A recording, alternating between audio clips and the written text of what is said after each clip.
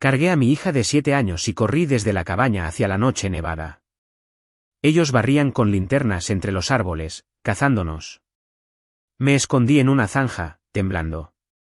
Entonces, el foco de una patrulla de policía me iluminó, y levanté la botella. A mi hija le quedaban 40 minutos para la cirugía. Estaba de pie en la sala de urgencias pediátricas con sangre seca en la sien y un brazalete de hospital deslizándose por su muñeca. No se suponía que estuviera caminando. No se suponía que estuviera sola. Y definitivamente no se suponía que le dijeran que se escondiera de mí.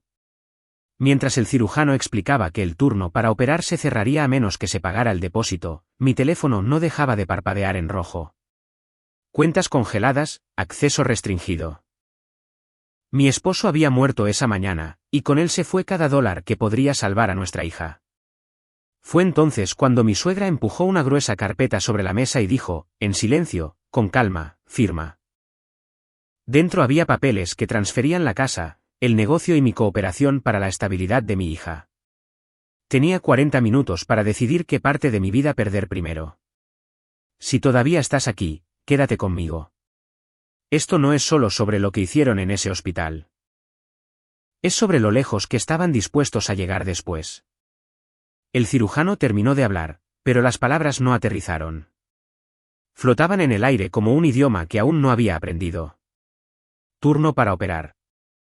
Depósito requerido. 40 minutos. El reloj de la pared hacía un tic-tac lo suficientemente fuerte como para doler. Mi hija estaba sentada en la camilla al otro lado del pasillo, con los pies colgando, los ojos demasiado grandes para su cara. Tenía sangre seca en el pelo, rígida y oscura contra su sien, y un brazalete de papel se deslizaba por su muñeca como si no supiera a dónde pertenecía. No debería haber estado erguida. No debería haber estado consciente. Definitivamente no debería haber estado viendo a los adultos a su alrededor discutir en susurros como si su vida fuera un problema de agenda. Apreté mi teléfono contra mi palma de nuevo, actualizando la pantalla como si la fuerza de voluntad pudiera anular la política. Acceso restringido. Probé con otra cuenta, otra tarjeta, la misma línea roja, la misma negativa.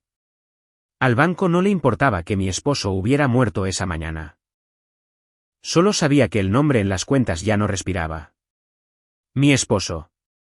La palabra todavía se sentía teórica, como algo prestado de la vida de otra mujer. Para cuando el oficial de policía dijo, lamento su pérdida, mi mente ya se había trasladado a la logística. ¿Quién recogería a nuestra hija de gimnasia? ¿Por qué no contestaba su teléfono? Qué extraño era que el día continuara sin él. Y ahora aquí estábamos, la peor matemática que me habían pedido hacer. Le pregunté a la enfermera si podía llamar a seguridad. Mi voz salió débil, desconocida. Antes de que pudiera responder, mi suegra habló en su lugar, tranquila y segura, de la manera en que suena la gente cuando espera ser creída. Está bien, dijo. Soy familia. Tengo su teléfono. Me estoy encargando del papeleo. Su teléfono. Lo sostenía sin apretar, como una llave de casa, como algo que siempre le había pertenecido. La enfermera se relajó. Los hospitales confiaban en cualquiera que pareciera organizado, en cualquiera que no llorara. Quería gritar que yo era la madre, que nadie había pedido su ayuda, que mi hija estaba sangrando mientras los adultos negociaban la propiedad, pero el cirujano estaba mirando el reloj. Y cada segundo que pasaba discutiendo era otro segundo que mi hija no tenía. Fue entonces cuando mi suegra me guió a una pequeña sala de conferencias sin preguntar. La puerta se cerró suavemente detrás de nosotros. Su esposo ya estaba allí, sentado junto a un hombre con un traje que no reconocí. Una gruesa carpeta esperaba en el centro de la mesa, perfectamente cuadrada como si hubiera sido medida. Firma, dijo, deslizándola hacia mí. Abrí la primera página y sentí que algo frío florecía en mi pecho. Transferencia de propiedad, autoridad comercial, lenguaje sobre cooperación y estabilidad, palabras que sonaban amables hasta que las leías 2 veces. Esto es quitarme la vida, susurré. Su esposo sonrió de la manera en que lo hace la gente cuando cree que está siendo amable. La sucesión se complica, dijo. Estamos evitando el drama para tu hija. ¿Para mi hija? Todo lo que decían venía envuelto en su nombre. Pensé en la forma en que mi hija me había mirado en el pasillo, con los labios temblando, los ojos moviéndose entre los adultos. No era dolor, era miedo. Miedo de elegir mal. Intenté con el banco de nuevo, presionando mi frente contra la pared fría fuera de la sala mientras la música de espera tocaba algo alegre y cruel. Documentación requerida. Plazo desconocido. 40 minutos no existen en la banca. Llamé a la única persona en la que mi esposo había confiado las partes poco glamorosas de nuestra vida. Respondió al segundo timbre. No firmes, dijo cuando le conté lo que estaba sucediendo. No tengo tiempo para explicar todo, pero él se preparó para esto. Si firmas, firma solo lo que está frente a ti, nada más. Preparado. La palabra me golpeó más fuerte que el duelo. Volví a la sala y tomé el bolígrafo. Mi mano temblaba tanto que la firma apenas parecía mía. Se sintió como tomar prestado el nombre de otra persona, alguien más débil, alguien acorralado. El abogado recogió los papeles rápidamente. El depósito fue transferido. Llamaron al cirujano. Cuando volví al lado de la cama de mi hija, me alcanzó con una mano que todavía olía a antiséptico. Mamá, susurró. La abuela dijo que podrías irte. Algo dentro de mí se quedó muy quieto. Nadie te va a alejar de mí, dije, firme a pesar del temblor que recorría mis huesos. Sostuve su mano hasta que la llevaron hacia el quirófano, hasta que las puertas se cerraron y el pasillo se tragó el sonido de su respiración. Detrás de mí, mi suegra estaba de pie, cerca, como si perteneciera allí. ¿Ves?, murmuró. Cuando cooperas, suceden cosas buenas. Miré las puertas por donde mi hija había desaparecido y entendí demasiado tarde que la cirugía no era la palanca. Era yo. Si esta historia te conmovió, por favor suscríbete al canal. Tu apoyo ayuda a que este espacio crezca y te trae más historias tranquilas como esta. Gracias por escuchar. El alivio no llegó de una vez. Nunca lo hace en los hospitales. Llegó en fragmentos, respiraciones medidas, el asentimiento silencioso de una enfermera, las palabras del cirujano aterrizando suavemente en lugar de como un golpe. La hemorragia está controlada, dijo. La presión ha bajado. Mis rodillas se doblaron, y tuve que agarrarme al borde del mostrador para mantenerme en pie. No me había dado cuenta de cuánto de mí misma había estado manteniendo unido con odio. Cuando se aflojó, todo tembló. La llevaron a recuperación. Las máquinas zumbaban suavemente alrededor de su cama, un sonido que se suponía que era tranquilizador. Observé su pecho subir y bajar y conté cada respiración como si pudiera desaparecer si no llevaba la cuenta. Fue entonces cuando mi suegra le pidió a la enfermera una copia de la etiqueta del brazalete de mi hija. Para los registros, dijo, ya sonriendo. La enfermera se la entregó sin dudar. Debería haberlo detenido. Lo sabía. Pero el agotamiento es un ladrón silencioso. Roba los momentos que no sabes que son importantes hasta que se han ido. En el ala de recuperación, su esposo me ofreció una taza de café. Te vas a desplomar, dijo, como si la preocupación fuera algo que pudiera dispensar en dosis medidas. No lo bebí. Me quedé mirando la espuma hasta que mi visión se volvió borrosa. ¿Cuánto tiempo ha estado planeando esto?, pregunté. Él inclinó la cabeza, con la calma de un termostato. ¿Planeando qué? Los papeles. Hablarle a mi hija como si yo fuera el enemigo. Él suspiró como si yo estuviera haciendo el duelo más difícil de lo necesario. No estás pensando con claridad. Ella quiere estructura para tu hija. ¿Estructura? Una palabra que sonaba a amor hasta que la sentías apretar. A la mañana siguiente, deslizó una sola hoja sobre la misma mesa de conferencias. No había una carpeta gruesa esta vez, ni abogado, solo una página ofrecida como una amabilidad. Tutela temporal, dijo suavemente. Solo hasta que estés mejor. ¿Mejor? La palabra sabía mal. Ella no levantó la voz. No lo necesitaba. No tienes acceso a dinero, dijo. La casa está a nuestro nombre ahora. El negocio también. Estás en esa casa de alquiler. Tu hija necesita consistencia. Pensé en las llaves que había buscado la noche anterior. Pensé en cómo las cerraduras habían cambiado mientras mi hija estaba bajo anestesia. Tomaste mis llaves, dije. Ella levantó un hombro. Pagamos la cirugía. Como si eso terminara la conversación. Cuando empujé el papel de vuelta, su sonrisa se tensó. No hagas esto feo, advirtió, todavía en voz baja. Piensa en lo que verá un juez. Una viuda en duelo, sin finanzas, emocional. No dijo inestable como un insulto. Lo dijo como un diagnóstico. Me fui sin firmar y fui directamente con mi hija. Estaba medio dormida, con las pestañas descansando sobre la piel amoratada, su voz pequeña cuando habló. ¿La abuela está enojada? No, dije, porque la verdad era demasiado pesada para dársela a una niña. Ella dudó. Dijo, si vivo con ella, recuperaré mi habitación y que estarás demasiado triste para cuidarme. Mis manos se enfriaron. Cuando se durmió, llamé a la única persona en la que mi esposo había confiado para decir la verdad sin amortiguarla. Ella no perdió el tiempo. Él movió activos clave a una estructura que tú controlas, dijo. Un fideicomiso. No quería que cargaras con el miedo. Pero no confiaba en ella. ¿Cuál es la contraseña?, pregunté. Ella hizo una pausa. Lo que le decía todas las noches a tu hija. Se me hizo un nudo en la garganta. Primero las estrellas. Sí. La casa de alquiler se sentía demasiado pequeña cuando abrí su computadora portátil. Como si las paredes pudieran oírme romperme. El archivo estaba oculto bajo un nombre tan aburrido que casi lo paso por alto. Dentro había una carta dirigida a mí. Si estás leyendo esto, no lo logré. Tuve que sentarme. Lo explicaba todo. El fideicomiso, las contingencias, la cláusula que hizo que mi pulso se acelerara. Cualquier transferencia firmada bajo coacción médica se revertiría automáticamente si el beneficiario interfería con la custodia. Había construido una trampa, no por dinero, por nuestra hija. También había facturas. Honorarios de consultoría, fechas que se remontaban a casi un año.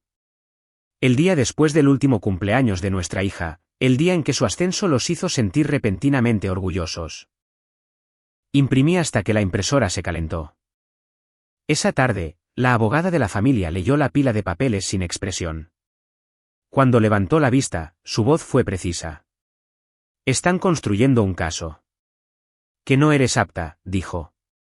No con mentiras, con preocupación. ¿Podemos revertir todo ahora? Ella negó con la cabeza. Si nos movemos primero, dirán que estás tomando represalias. Dejemos que cometan el próximo error, y lo harán. Antes de irme, levantó un dedo. No hables con ella a solas. Si te acorrala, graba. Esa noche, mi teléfono vibró con un mensaje de voz de un número desconocido. La voz de mi suegra llenó mi oído, dulce como la miel. Solo estamos preocupados, dijo. Si no cooperas, nos obligarás a tomar medidas por tu hija. Miré la figura dormida de mi hija y entendí algo que cambió el aire en mis pulmones. Los papeles no eran el final. Eran el principio. Una semana después de que mi hija volviera a casa, entré en el estacionamiento de la escuela para recogerla temprano y sentí que se me caía el estómago. El coche de mi suegra ya estaba allí, al ralentí junto a la acera como si perteneciera allí. Estaba de pie cerca de la entrada con su esposo y un hombre con un traje que llevaba un maletín. Saludó a través de la cerca como si fuera una sorpresa de cumpleaños. La mano de mi hija se apretó alrededor de la mía. Mamá, susurró. ¿Sigue caminando? No dimos ni 3 pasos. El hombre del traje se adelantó, con voz profesional, los ojos ya buscando testigos. Señora, ha sido notificada. Extendió los papeles entre nosotros, blancos y oficiales. Petición de emergencia para tutela temporal. Justo aquí, frente a padres y maestros, frente a mi hija. No estamos aquí para pelear, dijo mi suegra suavemente, lo suficientemente alto como para ser escuchada. Estamos aquí por ella. Se merece estabilidad. No toque los papeles. Tengo una abogada. Nosotros también, respondió suavemente, como una tranquilidad.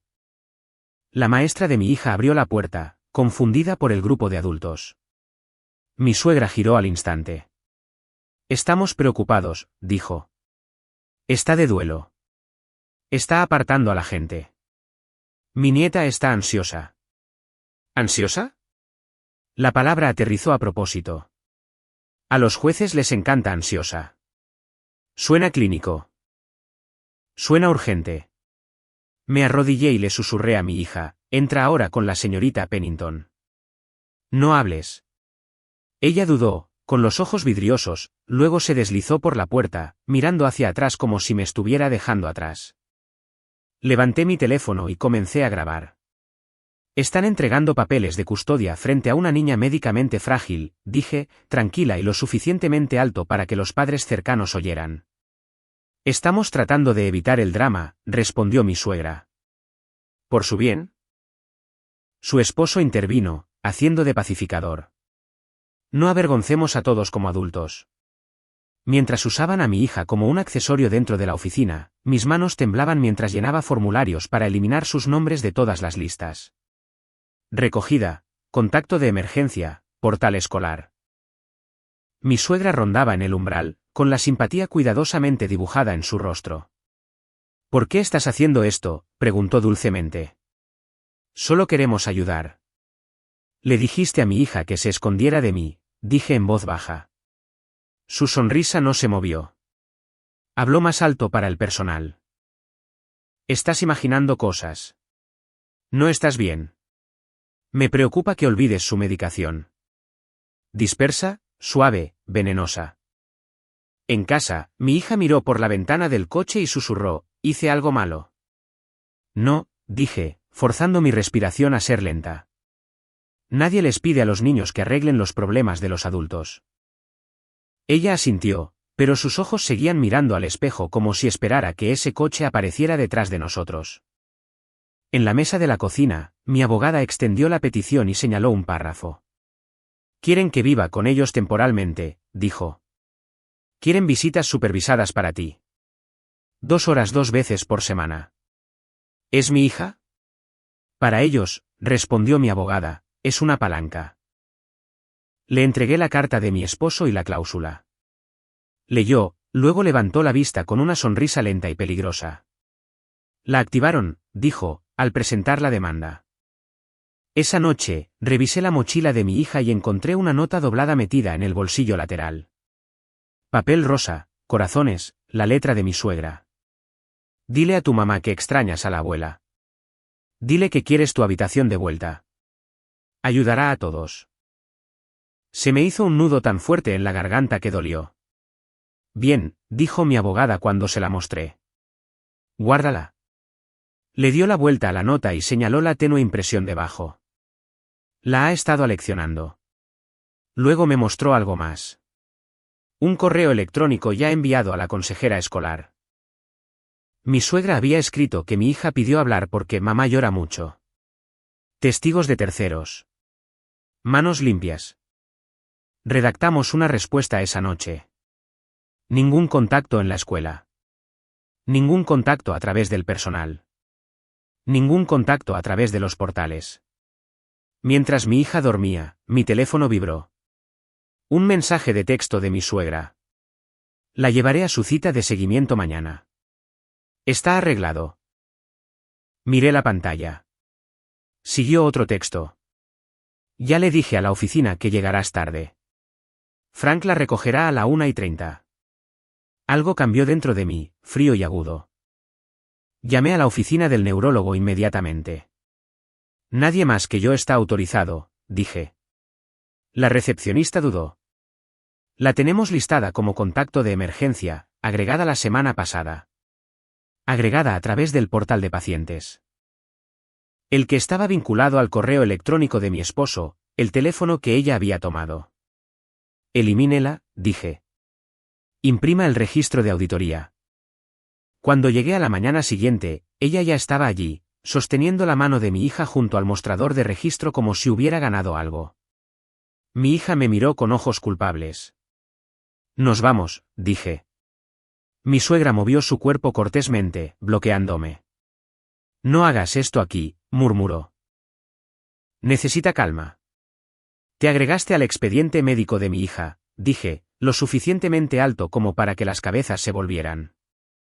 Ella suspiró. Has estado dispersa. Estamos interviniendo por la familia. Su esposo apretó el agarre en la mano de mi hija. Ella se estremeció un poco. Saqué mi teléfono y comencé a grabar. Dile a tu mamá que quieres a la abuela, mi suegra le susurró a mi hija.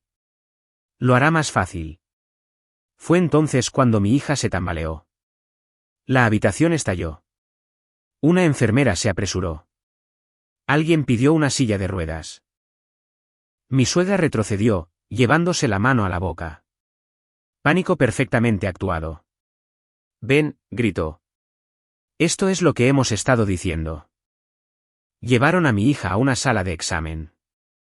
Mi suegra intentó seguir. Soy su contacto de emergencia. Ya no, dijo mi abogada, apareciendo a mi lado como si hubiera estado esperando que se cruzara esta línea. La máscara de mi suegra se resquebrajó por primera vez. Pagamos su cirugía, espetó. Y lo usaron como palanca, respondió mi abogada. Ahora es evidencia. Mientras cerraban la puerta, entendí la forma de la guerra. Ella no estaba tratando de llevarse a mi hija. Estaba tratando de hacer que mi hija tuviera suficiente miedo como para dejarme. El médico no necesitó mucho tiempo para decirme lo que ya sabía. Está deshidratada, dijo con amabilidad. Sobreestimulada, asustada. Un estrés como este puede provocar desmayos, especialmente después de una cirugía. Estrés. No dijo de dónde provenía. No era necesario. Mi hija yacía en la mesa de examen, pálida y agotada, con las pestañas húmedas contra sus mejillas. Cuando abrió los ojos y me vio, su cuerpo se ablandó como si se hubiera estado manteniendo unida con algo frágil. No dije nada malo, susurró. No, dije, presionando mi frente contra la suya. No hiciste nada malo. Detrás de mí, mi suegra hablaba en voz baja con la enfermera, su voz cargada de preocupación. Ha estado abrumada, dijo. Solo estamos tratando de mantener las cosas consistentes. Consistente, otra palabra suave, otra correa. Cuando finalmente nos fuimos, la enfermera me entregó un resumen del alta. Mientras lo doblaba en mi bolso, vi una nueva línea en la parte inferior. Conflicto de cuidadores observado. No era un diagnóstico. Era peor. Era una señal de alerta. En el camino a casa, mi abogada no lo endulzó. Está acumulando señales de alerta, dijo. Un episodio de desmayo, una nota de preocupación, una actualización del portal. Luego te denuncia y actúa sorprendida cuando la gente aparece. ¿Gente?, dije. Servicios de protección infantil, respondió. Esa noche, revisé las cerraduras 2 veces. Aparté la mochila de mi hija de la puerta. Ella coloreaba en silencio en la mesa de la cocina, con su conejo apretado contra sus costillas como un escudo. ¿Es porque a la abuela no le gustas?, preguntó sin levantar la vista. Es porque la abuela está confundida sobre los límites, dije con cuidado. Y me estoy asegurando de que todos recuerden la verdad. Ella asintió, luego susurró la pregunta que se asentaba en mi pecho como una piedra. Si digo algo malo, te irás. Me arrodillé y sostuve su cara entre mis manos. Puedes decirle la verdad a cualquiera, dije. La verdad nunca te mete en problemas. Incluso mientras lo decía, me preguntaba cuántos adultos le habían enseñado lo contrario. Llamaron a la puerta a la mañana siguiente. Una trabajadora social estaba en mi porche con un portapapeles. Un oficial de policía esperaba un paso detrás de ella, silencioso y vigilante.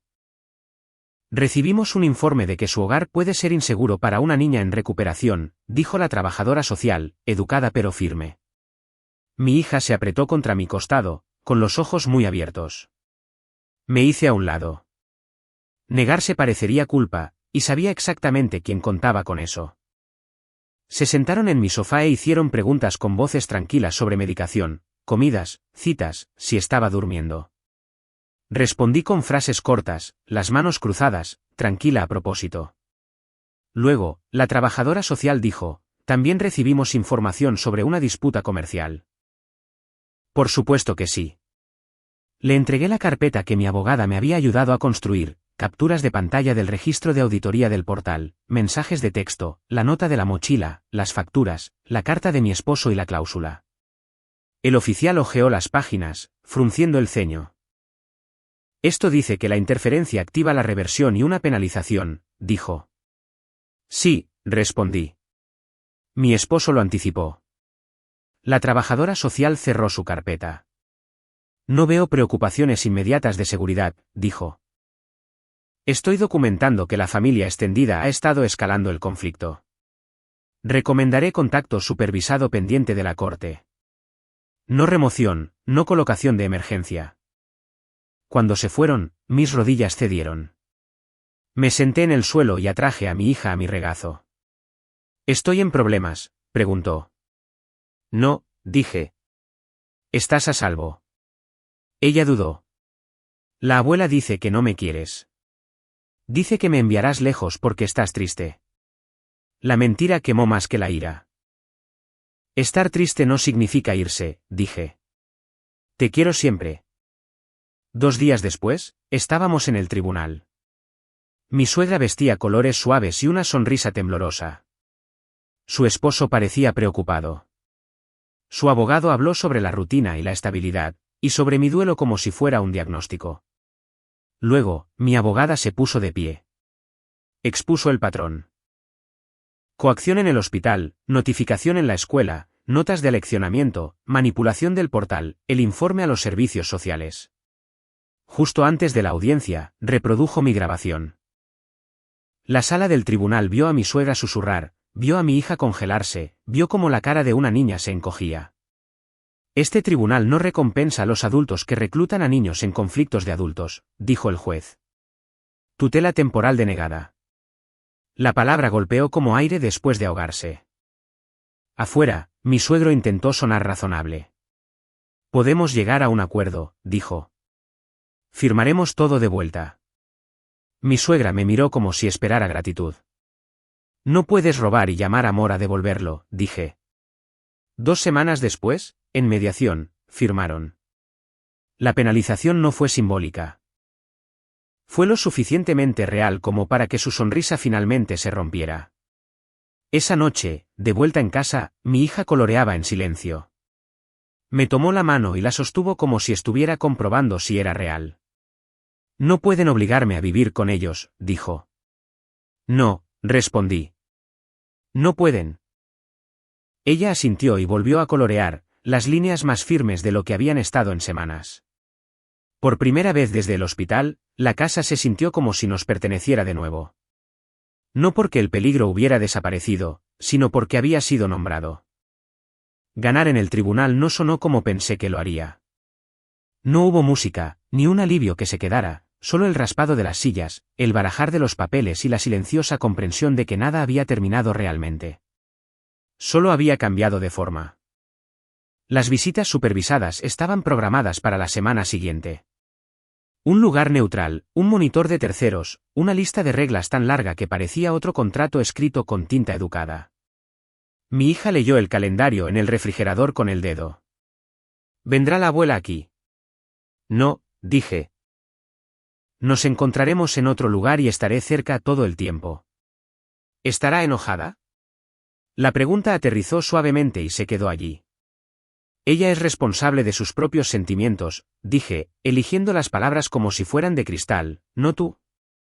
En el centro comunitario, la habitación olía a desinfectante y alfombra vieja.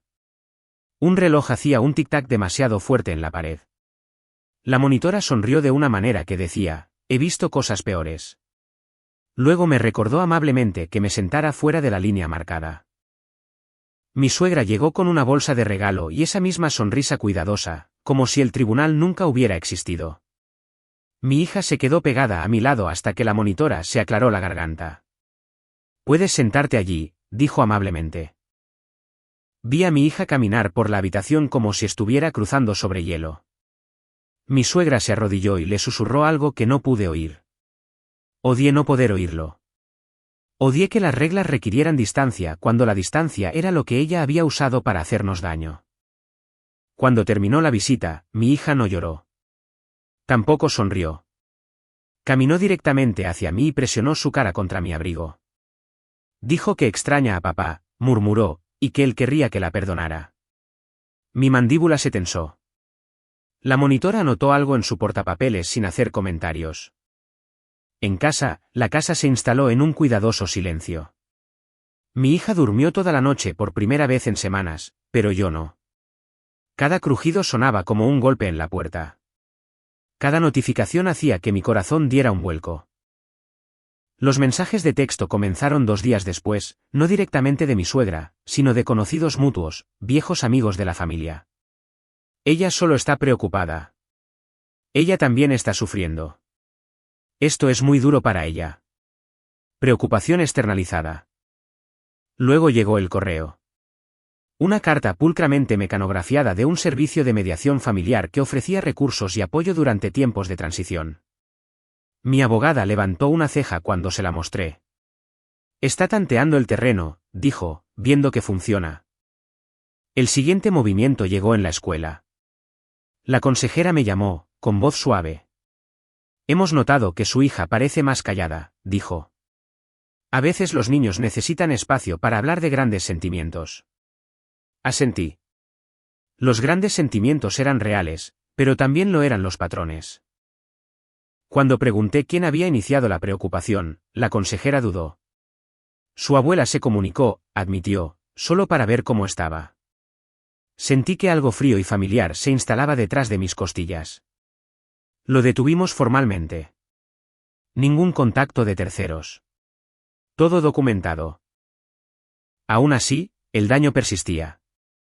Mi hija comenzó a pedir permiso para cosas que nunca antes había pedido. ¿Está bien si te digo esto? ¿Esto pondrá triste a la abuela? Le recordé una y otra vez que la verdad no era peligrosa, pero la tranquilidad lleva tiempo. El miedo se mueve más rápido. Una tarde, mientras coloreaba en la mesa, preguntó en voz baja, si la abuela llora, significa que hice algo malo. Dejé los crayones y tomé sus manos. No, dije. Algunos adultos lloran para hacer que otras personas se sientan responsables. Ese no es tu trabajo. Ella asintió lentamente, como si lo estuviera memorizando. La siguiente visita supervisada fue más corta. Mi suegra siguió todas las reglas perfectamente. Sin susurros, sin regalos, sin cruzar líneas obvias. Eso me preocupó más que la primera vez. Después, la monitora me llevó a un lado. Es muy controlada, dijo. Eso puede ser bueno. O puede significar que está esperando.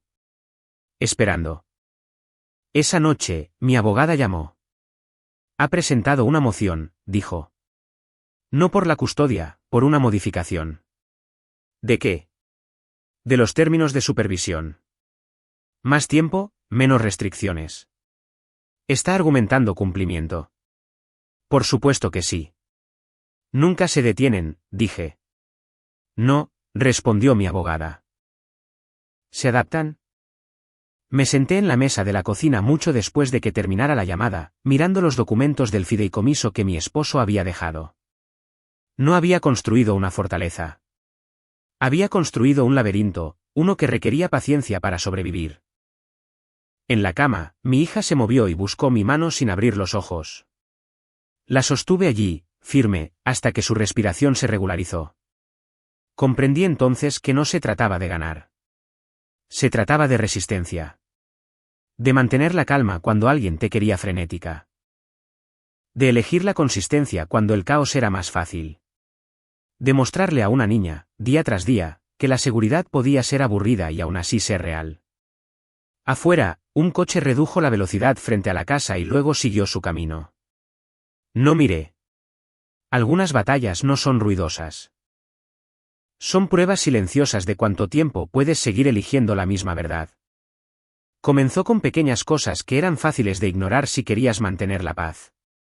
Un vecino me detuvo en la acera y me preguntó con demasiada indiferencia cómo estaba realmente.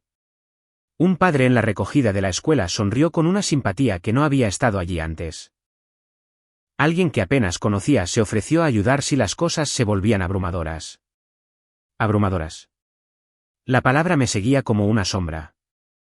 En el supermercado, Vi mi reflejo en la puerta del congelador y me pregunté si parecía tan frágil como ellos parecían pensar. El duelo me había adelgazado. La falta de sueño había tallado sombras bajo mis ojos. No me parecía la versión de madre en la que la gente confía sin dudar. Ese era el punto. La llamada de la escuela llegó un jueves por la tarde.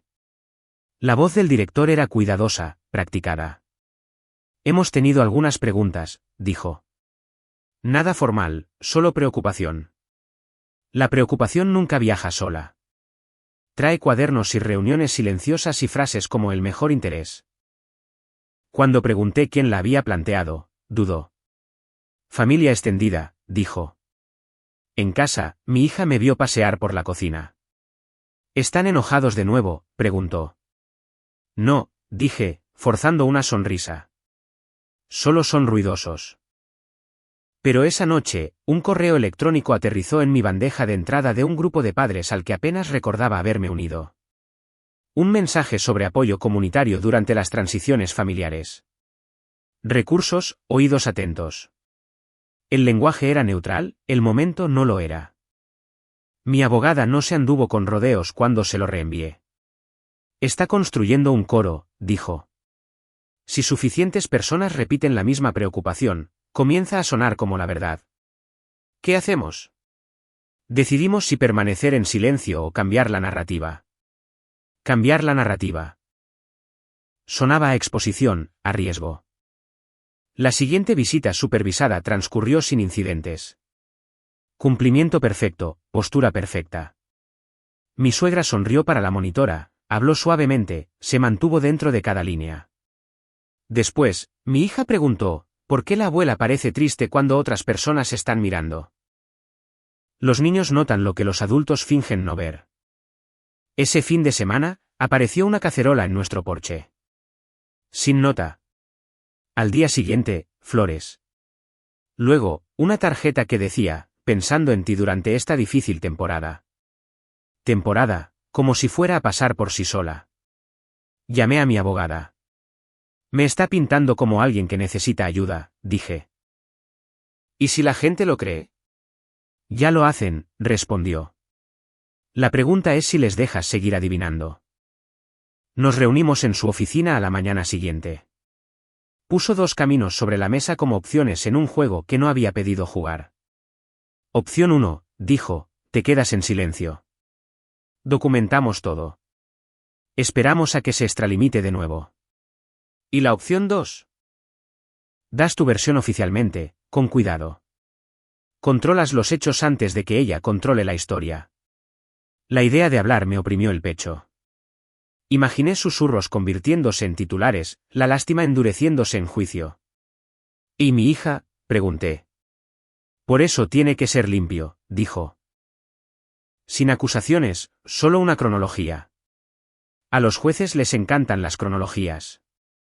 A las comunidades también. Esa tarde, mi hija llegó a casa con una hoja de permiso para un programa escolar. Al final, una nota manuscrita de la consejera. Avíseme si desea apoyo adicional. La miré más tiempo del que debería. ¿Necesito apoyo?, preguntó mi hija en voz baja. Me arrodillé. Todo el mundo necesita apoyo a veces, dije. Pero nosotros elegimos quién nos ayuda. Esa noche, después de que se durmiera, abrí mi computadora portátil y comencé a escribir. No una confesión, no una súplica, un registro. Fechas, horas, palabras usadas, acciones tomadas. Hospital, escuela, clínica, tribunal. Cada entrada simple, sin emociones, la verdad despojada de adjetivos. Cuando terminé, se lo envié a mi abogada. Su respuesta llegó 1 hora después. Esto es bueno. Esto es sólido, ¿estás lista para compartirlo? ¿Lista? La palabra se sentía más pesada que el miedo. A la mañana siguiente, me reuní con una defensora de la familia recomendada por el tribunal. Llevé la cronología. La leyó lentamente, luego levantó la vista con una firmeza que se sintió como oxígeno. Esto no es inestabilidad, dijo. Esto es interferencia. 2 días después, mi abogada presentó una moción. No reactiva, No defensiva, proactiva. Una solicitud de límites más claros, de cumplimiento, de consecuencias si las líneas se cruzaban de nuevo. Esa noche, mi teléfono vibró con un mensaje de un número desconocido. Hemos oído que estás contando cosas a la gente. Eso es decepcionante. No respondí. Arropé a mi hija en la cama y le besé el pelo. Estás a salvo, dije, porque decirlo importaba. Afuera, las luces del vecindario se encendieron una por una. Me di cuenta de algo entonces. Algo silencioso y sólido. El silencio los había protegido a ellos. La verdad nos protegería a nosotros. El cambio no se anunció. Nunca lo hace. Apareció en pequeñas fracturas, pasos en falso, palabras dichas un poco demasiado rápido, la confianza deslizándose por los bordes. La primera señal vino del centro comunitario. La monitora llamó a mi abogada, no a mí. Solo eso me dijo que algo había cambiado. Cuando mi abogada me transmitió el mensaje, su voz era tranquila pero alerta. Violó el protocolo, dijo. No abiertamente, pero lo suficiente. Durante la última visita supervisada, mi suegra se había quedado más tiempo del debido, su mano descansando demasiado tiempo sobre el hombro de mi hija. No había dicho nada prohibido. No lo necesitaba. Había susurrado lo suficientemente cerca como para que la monitora no pudiera oír, luego sonrió como si nada hubiera pasado. Está presionando, dijo mi abogada, probando si las reglas todavía importan. Importaban más de lo que ella creía. 2 días después, la consejera escolar envió otro correo electrónico. Esta vez copió al director y al enlace del distrito. Hemos notado comportamientos de ansiedad continuos. Queremos asegurarnos de que se implementen los sistemas de apoyo adecuados. Reenvié el correo electrónico a mi abogada sin comentarios. Respondió con una sola línea. Bien. Esto fuerza la documentación. La reunión se programó para el viernes por la mañana. El tipo de reunión que la gente asume que será tranquila y colaborativa. No lo fue. Mi abogada asistió conmigo. Mi suegra llegó 10 minutos antes, vestida con colores suaves, las manos cruzadas, el duelo cuidadosamente exhibido. Cuando la consejera comenzó a hablar sobre la estabilidad emocional y las transiciones, mi abogada la dejó terminar. Luego, deslizó la cronología sobre la mesa. Coacción en el hospital, notificación en la escuela, manipulación del portal, informe a los servicios sociales, violación de los límites en la visita supervisada. Cada punto con fecha, cada uno respaldado. La sala se quedó en silencio. Este patrón sugiere aleccionamiento e interferencia, dijo mi abogada de manera uniforme. No preocupación. La sonrisa de mi suegra vaciló. Solo por un segundo. Eso no es justo, dijo. Solo estamos tratando de ayudar. El enlace del distrito se aclaró la garganta. Tendremos que hacer una pausa y revisar, dijo. Esto es más de lo que nos dijeron. Después, en el pasillo, mi suegra me detuvo. La suavidad había desaparecido. Estás poniendo a la gente en nuestra contra, dijo en voz baja. No, respondí. Les estoy permitiendo ver. Esa tarde, la defensora llamó. El tribunal se está tomando esto en serio, dijo. Tu documentación es sólida. ¿Sólida? La palabra se asentó en un lugar firme. En casa, mi hija notó el cambio antes que yo. La abuela no envió mensajes de texto hoy, dijo.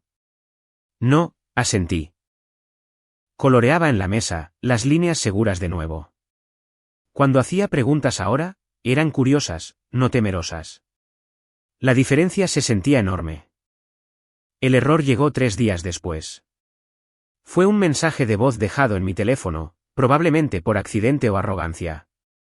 La voz de mi suegra, aguda e impaciente. Sin público para el que actuar.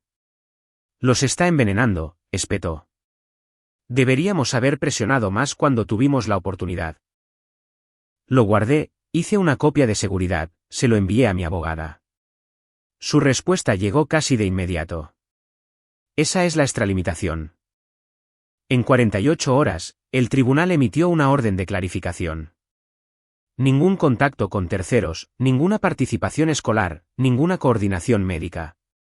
Todas las comunicaciones se canalizarían a través de los abogados.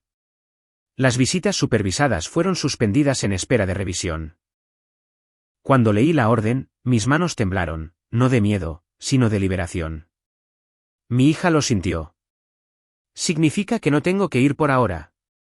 Dije con cuidado, sí. Ella exhaló como si hubiera estado conteniendo la respiración durante meses. Esa noche, mi teléfono sonó. Era mi suegro esta vez. Su voz era tensa, controlada. Necesitamos hablar, dijo. Esto ha ido demasiado lejos. Fue demasiado lejos en el hospital, respondí. Somos familia, insistió. ¿Familia? La palabra había perdido su poder. Hablaré a través de mi abogada, dije y colgué.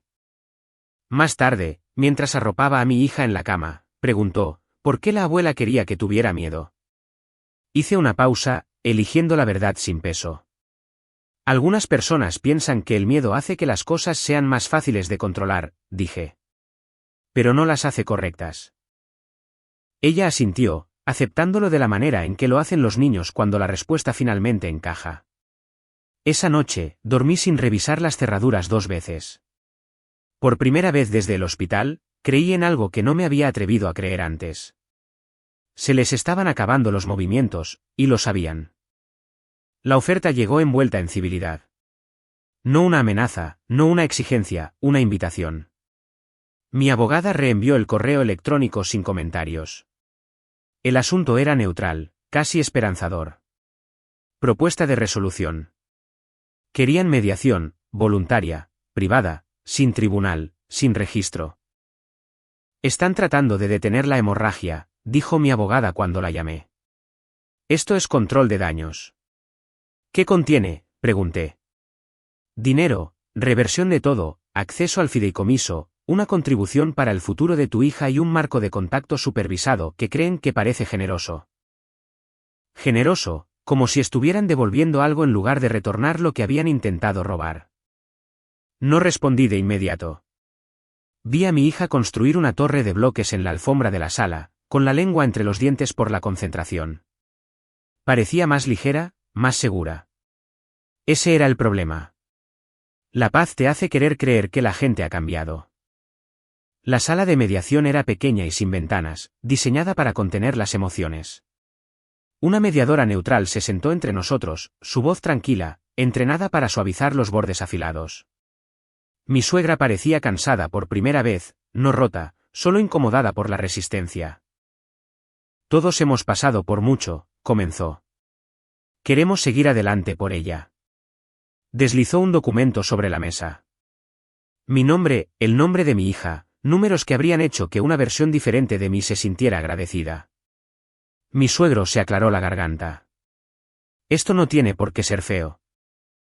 Feo, como si la palabra pudiera borrar los meses anteriores. Mi abogada no tocó el papel.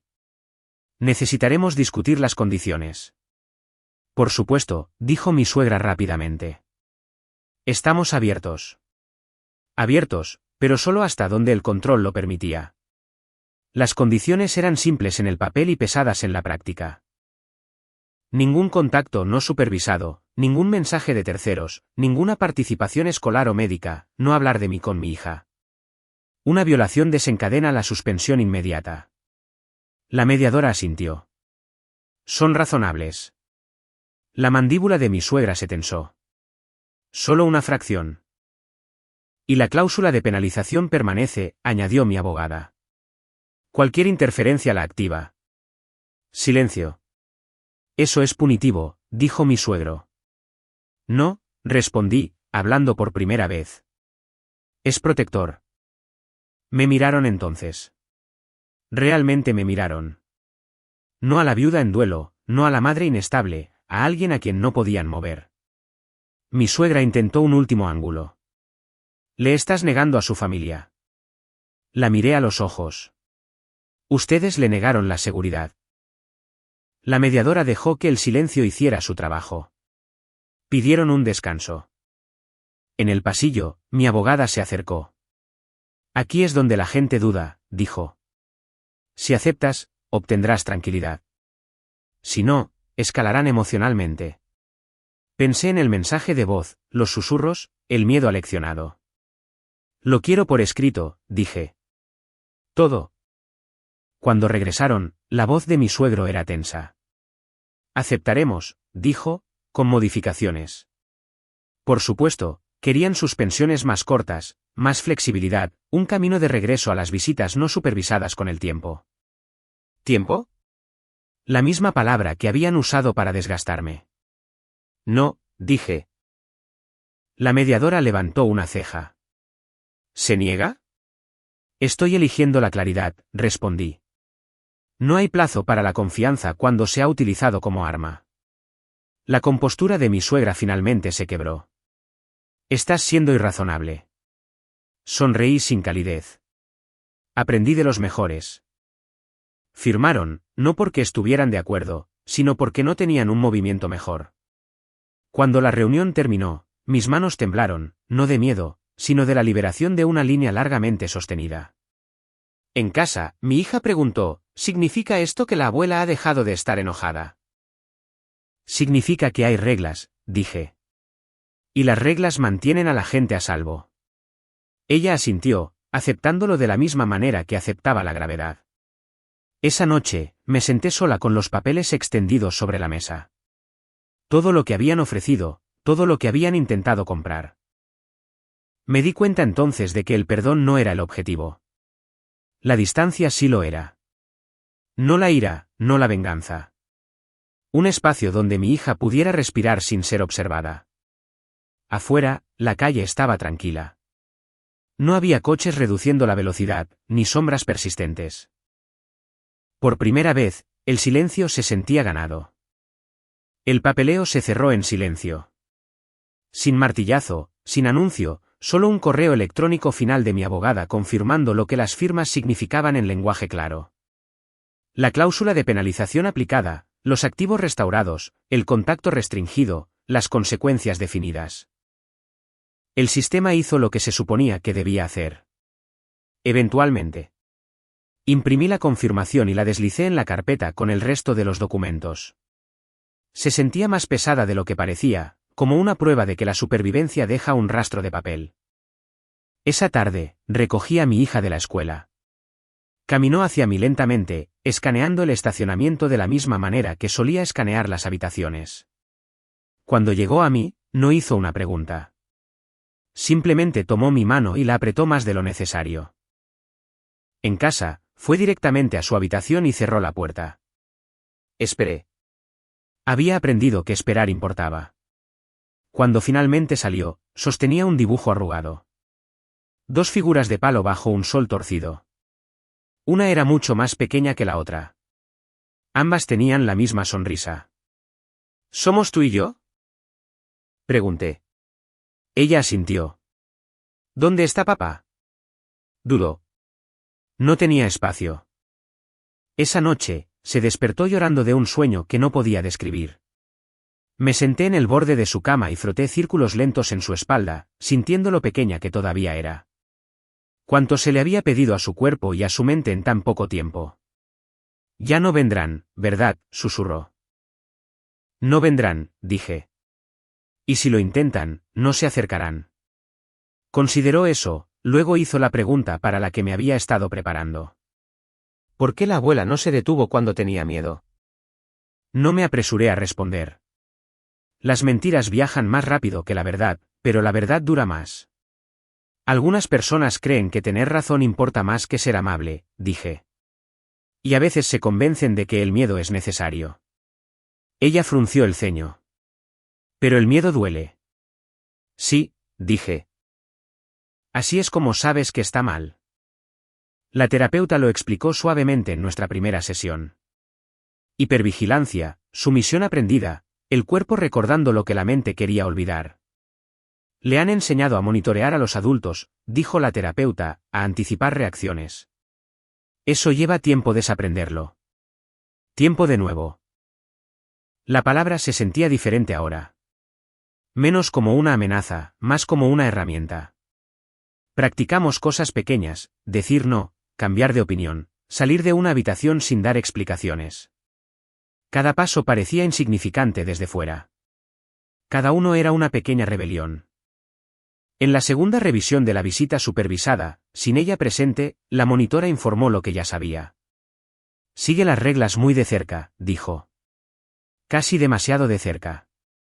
El tribunal extendió las restricciones. Sin apelación, sin escapatorias. Después, mi abogada me abrazó. Hiciste todo bien, dijo. No la corregí.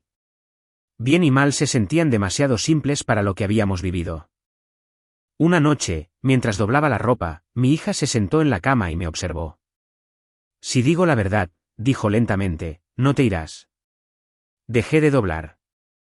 No me iré, dije. Ni por la verdad. Ni por nada. Ella asintió, absorbiéndolo como una promesa que tenía la intención de poner a prueba.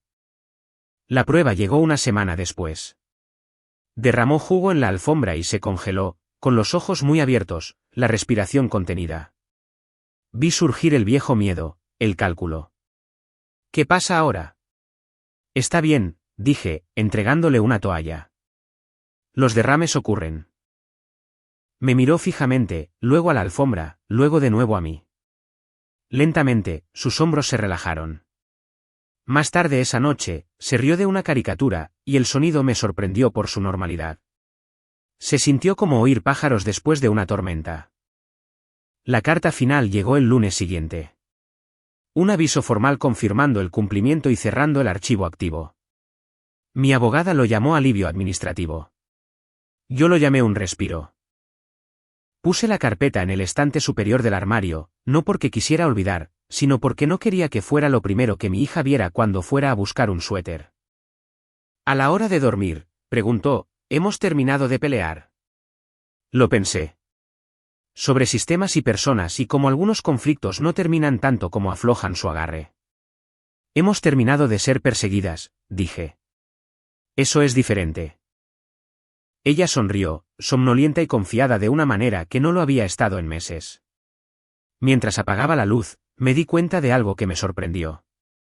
La parte más difícil no había sido enfrentarlos. Había sido enseñarle a mi hija que la seguridad podía ser silenciosa de nuevo. La curación no llegó como un momento. Llegó como un patrón. Parecía mañanas en las que mi hija se despertaba con hambre en lugar de con miedo. Tardes en las que la tarea terminaba en frustración, no en lágrimas. Noches en las que sonaba el timbre y ella no se inmutaba. La primera vez que se olvidó de mirar por la ventana antes de dormir, lo noté. No dije nada. Algunas victorias merecen silencio. Las visitas supervisadas permanecieron en el papel pero se pausaron en la práctica. El cumplimiento se mantuvo, la distancia se mantuvo. El silencio se estiró y luego se asentó. Mi abogada llamaba con menos frecuencia. La defensora cerró su archivo. El sistema pasó a la siguiente crisis que necesitaba ser creída. Nosotras nos quedamos. Un sábado por la mañana, mi hija preguntó si podía ir en bicicleta hasta el final de la cuadra sola. La petición se sintió ordinaria. Así supe que importaba. Observé desde el porche mientras se alejaba pedaleando, tambaleándose un poco, luego encontrando su equilibrio. No miró hacia atrás. Cuando regresó, sin aliento y orgullosa, sonrió como si hubiera cruzado una frontera. Lo hice, dijo. Sí, respondí. ¿Lo hiciste? La terapeuta lo llamó reclamar la autonomía. Yo lo llamé mi hija recordando quién era antes de que los adultos le enseñaran a ser cuidadosa con la verdad. Una noche, mientras nos cepillábamos los dientes, dijo, papá solía decir, primero las estrellas. Me quedé helada. Me miró a los ojos en el espejo. Todavía lo digo a veces. Yo también, dije. Nos quedamos allí, con los cepillos de dientes zumbando, el duelo entrelazándose en algo más suave, no desaparecido, integrado. La casa comenzó a sentirse menos como una fortaleza y más como un lugar del que podías salir sin consecuencias. Doné las cerraduras adicionales que había comprado en un ataque de pánico. Moví la carpeta del armario a una caja en el garaje, etiquetada claramente. Registros. No evidencia, no guerra, solo registros. El último correo electrónico de mi suegra llegó meses después. Corto, educado, predecible. Esperamos que estés bien. No respondí. No porque estuviera enojada. Porque el silencio, elegido libremente, se siente diferente al silencio usado como escudo. Mi hija preguntó una vez si la abuela todavía pensaba que daba miedo cuando lloraba. No, dije, y aunque lo hiciera, no cambiaría nada. ¿Por qué? Porque no perteneces a los miedos de otras personas. Consideró eso, luego asintió, satisfecha. En el aniversario de la cirugía, horneamos pastelitos y los comimos para cenar. Ella eligió el color del glaseado, azul, por el brazalete de hospital que había odiado. Lamió el glaseado de su dedo y se rió cuando fingí regañarla. ¿Todavía estás triste por papá?, preguntó. Sí, dije. Pero no del tipo de tristeza que me aleja. Se apoyó en mí. Bien. Más tarde, después de que se durmiera, me paré en el pasillo y escuché la casa respirar. El silencio ya no se sentía como una advertencia. Se sentía ganado. Pensé en el pasillo del hospital donde todo esto comenzó. El reloj, la carpeta, las palabras firma dichas como una orden. Pensé en lo cerca que estuve de desaparecer dentro de la certeza de otras personas. Lo que nos salvó no fue la rabia ni la brillantez ni siquiera la preparación. Fue la negativa a dejar que alguien más le dijera a mi hija quién era seguro. Es algo pequeño cuando lo dices en voz alta. Es todo cuando lo vives. A la mañana siguiente, mi hija dejó una nota en el mostrador antes de la escuela.